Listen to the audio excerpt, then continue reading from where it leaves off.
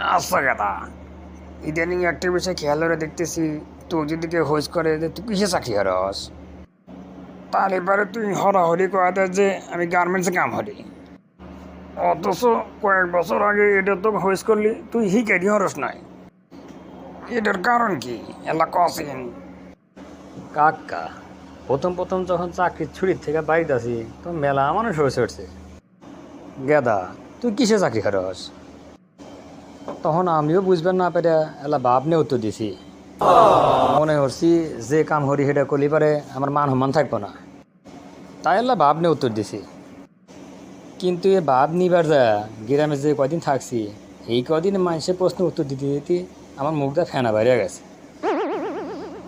গেদা, তা কি জানি ভাব নিছু আবার আল্লাহ কসিন।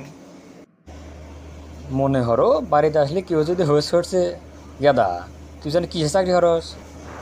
তখন আমি উত্তর দিছি যে আমি একটা প্রাইভেট কোম্পানির চাকরি করি। তখন কয় যে কোন কোম্পানি? সেই সময় আমি আমার কোম্পানির নাম করছি। এরপর কয় এই কোম্পানির কাম কি? তখন আল্লাহ চিন্তা ভাবনা হারা কই এক্সপোর্ট আর ইম্পোর্টের ব্যবসা। আবার কয় কিসের এক্সপোর্ট ইম্পোর্টের ব্যবসা? হে সময় উত্তর দিই মেলা মেশিনারিজের ব্যবসা। হে আবার কয় এই মেশিনটা কী হরে? তখন কই মেলা রকমের পণ্য বানায়। আবার কয় কিসের পণ্য বানায়? এইরকম হাজারটা প্রশ্ন হরে। তাই শেষে রাগ হয়ে উত্তর দিয়ে যে আমি গার্মেন্টসে চাকরি করি। এই কথা শুনে হেরা কয় যে ও গার্মেন্টসের চাকরি। মুখটো পেঁচার মতো বেহাবেন না, আর একটা কথা না আঁকা থুয়ে জায়গা। এমন ভাব নেয় যে মনে হয় আমি গার্মেন্টসে চাকরি হয়ে দেখা আমার হাতে কথাই কওয়া যাব না। এবার হইরা হইরা 2-3 বছর পার হচ্ছে। তারপর থেকে সিদ্ধান্ত নিয়েছি যে কাম হরি সেই কামে যদি পরিচয় দিবেন না পারি তাহলে পরে সেই কামের লাভ কি?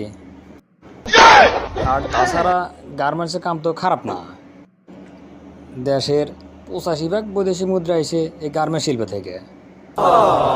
এই গার্মেন্টস শিল্পের মাধ্যমেই প্রত্যক্ষ পরোক্ষভাবে কোটি কোটি মানুষের কর্মের ব্যবস্থা হয়েছে। সেজন্যই গার্মেন্টস শিল্পকে এখন মেড ইন বাংলাদেশ বলা হয়।